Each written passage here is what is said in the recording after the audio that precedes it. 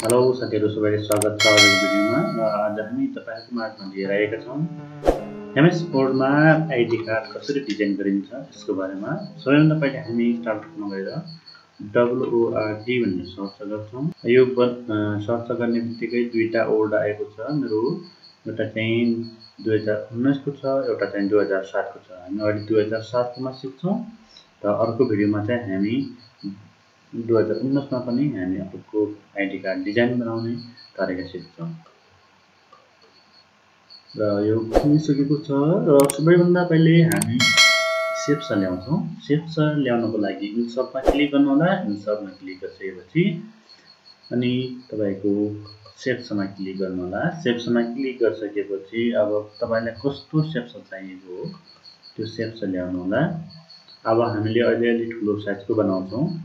अब तपाईले साइज ठ्याक्कै बनाउन चाहनुहुन्छ भनेपछि फर्मेटमा गएर यसको साइज चाहिँ यहाँ देखि तपाईले राख्न सक्नुहुन्छ। जस्तै 2/3 भनेर यसरी राख्न सक्नुहुन्छ र यत्रो साइजको चाहिँ हाम्रो आईडी कार्ड हुन्छ। र यसरी चाहिँ हामीले आईडी कार्ड बनाउँदाखेरि चाहिँ तपाईले A4 साइजमा चाहिँ धेरै निकाल्न सक्नुहुन्छ अथवा तपाईको 3/4 पनि गर्न सक्नुहुन्छ। अब कत्रो साइजको तपाईलाई आवश्यक छ त्यत्रो साइजको तपाईले बनाउन सक्नुहुन्छ। र अहिले म तपाईहरुको लागि सम्झाउनको लागि अथवा तपाईहरुलाई सिकाउनको लागि मैले ठुलो साइजको बनाएको छु। र यो ठुलो साइजको बनाउँदाखेरि चाहिँ अलि मैले कुनादेखि तपाईले ठुलो बनाउनु पर्ने हुन्छ। यो चिन्ह आएपछि यदि तपाईलाई यो चिन्ह आउँदाखेरि चाहिँ तान्नु भएन भनेपछि यो शेप्स यताउति बिचमा गएर यताउति सर्छ र यति ठुलो आईडी कार्ड त हुँदैन भन्नुहुन्छ। तर अहिले हामी सिक्नको लागि मात्र हो साथीहरु, प्रिन्ट गर्नको लागि हैन। त्यसको लागि चाहिँ तपाईले यहाँ साइज मिलाउनै पर्ने हुन्छ। र यसमा गएर शेप कलर तपाईले यहाँ फिल गर्न सक्नुहुन्छ। शेप्समा कलर कसरी राख्ने भन्दाखेरि चाहिँ शेप फिलमा जानु होला, कलर चुज गर्नु होला यहाँदेखि र दुईटा कलर हाल्नको लागि ग्रेडियन्टमा गएर अनि त्यसपछि टु कलरमा क्लिक गर्नु होला र यसमा चाहिँ अर्को कलर तपाईले चुज गर्न सक्नुहुन्छ। र यसमा चाहिँ कस्तो डिजाइनमा देखाउने भन्दाखेरि चाहिँ जस्तै मैले भर्टिकल गरिदिएको छु र यसरी हामीले देखाएको छ। र आउटलाइनमा चाहिँ हाम्रो यसरी आउटलाइन कलर तपाईले यहाँ देखि राख्न सक्नुहुन्छ। र दुईटा लाइन राख्नु छ भने यसको पनि मोरमा क्लिक गरेर यहाँ गएर त्यसपछि यहाँ राख्न सक्नुहुन्छ। र यसमा चाहिँ अलि मोटो साइजको बनाउनको लागि यसरी बनाउन सक्नुहुन्छ है साथीहरु। र यति भइसकेपछि फेरि तपाईले इन्सर्टमा गएर अथवा यहाँ देखि पनि ल्याउन सक्नुहुन्छ। यो ड्र शेप्स ल्याउनु होला। ड्र शेप्स ल्याइसकेपछि तपाईले यहाँ फटाफट लेख्न सक्नुहुन्छ, सजिलैसँग लेख्न सक्नुहुन्छ।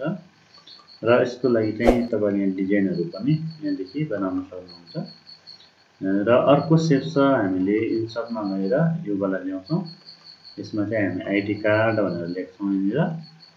अब यसमा चाहिँ कलर राख्नु छ भने तपाईले यहाँ देखि कलर राख्न सक्नुहुन्छ। र फेरि इन्सर्टमा गएर अर्को शेप्स ल्याउँछौं यहाँ लेख्नको लागि। यहाँ तल लेख्नको लागि हामीले यहाँनिर यसरी राख्न सक्छौं। र इन्सर्टमा गएर फेरि यो फोटो लिएर रेक्टेंगुलर फोटो शेप्स लिएर यसमा चाहिँ फोटो राख्नको लागि र यसमा चाहिँ कलर हटाउनको लागि चाहिँ तपाईले शेप फिलमा गएर नो फिल गर्नु होला। नो आउटलाइन गर्नुभयो भने लेखेको मात्र रहन्छ र बाँकी अरु सबै हट्छ। र इन्सर्टमा गएर फेरि यहाँनिर चाहिँ हामीले यसरी शेप्स लिएर बनाउने छौं।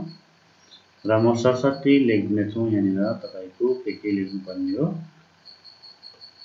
सबैभन्दा पहिले कम्पनीको नाम, जस्तै मैले अहिले हाई कम्प्युटर ट्रेनिङ सेन्टर भनेर लेखेको छु। इन्टर गरे मैले गोकुले सुखदापुला लेखे।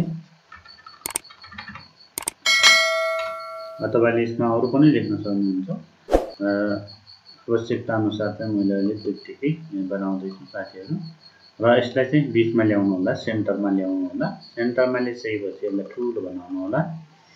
अब यसलाई बोल्ड गर्न सक्नुहुन्छ गाडा बनाउनको लागि। र यसलाई चाहिँ हाम्रो हेडिङलाई अलि ठुलो बनाउँछौं हामी, यतिसम्म बनाइदिन्छौं।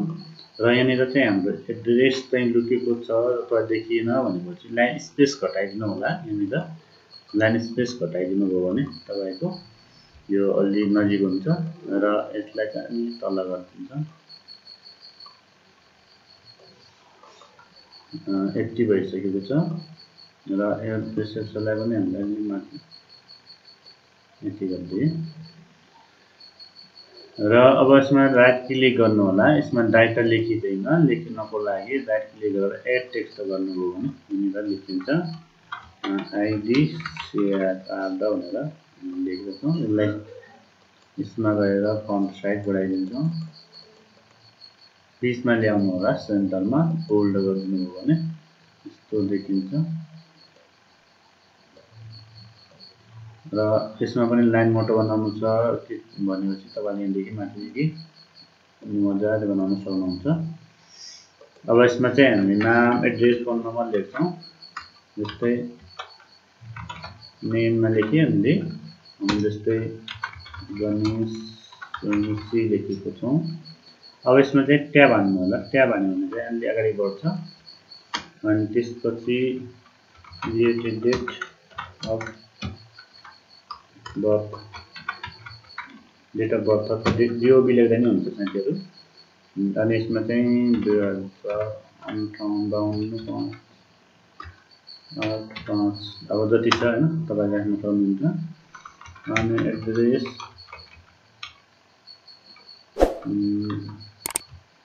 तपाईले राख्दिनु होला शैल्या शिखर अनि त्यसपछि PLO डेभलप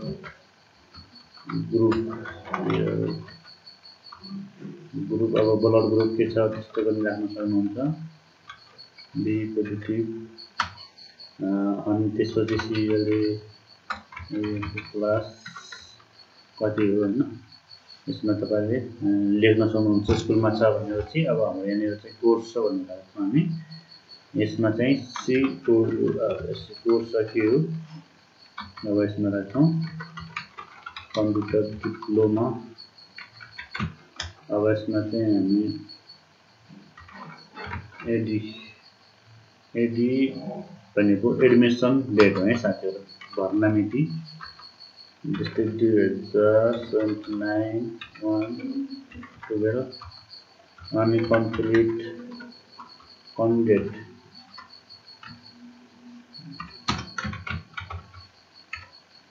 अब यसमा पनि हामी कम यति लेखिदिन्छौँ अब यसलाई चाहिँ अगाडि गएको छ यसलाई यसरी ल्याउँछौँ ब्याक स्पेस गरेर र यसमा चाहिँ हाम्रो 2080 मा चाहिँ कम्प्लिट र देखाउँछौँ यसलाई सिलेक्ट गर्नु होला बोल्ड गरिदिनु होला र अलि ठुलो बनाइदिनु होला अब ठुलो बनाउँदाखेरि चाहिँ यहाँ देखिनु होला लाइन स्पेस घटाइदिनु होला रिमुभ गरिदियो भने लाइन स्पेस घट्छ र यसमा चाहिँ बिग्रेको छ भने तपाईले यसलाई ट्याब भनेर तपाईले यसरी बनाउन सक्नुहुन्छ है र यसमा चाहिँ ट्याब हान्नु होला किबोर्डमा रहेको ट्याब बटन यसरी बनाउन सक्नुहुन्छ अरु पनि लेख्न सक्नुहुन्छ तलतिर यहाँनिर जस्तै फोन नम्बर मोबाइल नम्बर के हो हैन यसरी राख्न सक्नुहुन्छ 98